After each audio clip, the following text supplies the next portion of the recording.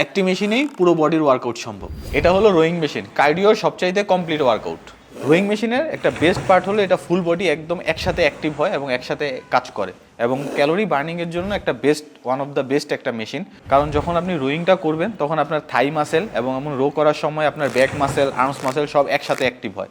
So calorie বার্নিংটাও অনেক তাড়াতাড়ি হয় এবং ফুল বডিটা অ্যাক্টিভেন্সটাও অনেক তাড়াতাড়ি হয়। রোয়িং মেশিন শুধু ক্যালোরি বার্ন নয়, এটা আপনার স্ট্রেংথ গেইন করতেও অনেক সাহায্য করে।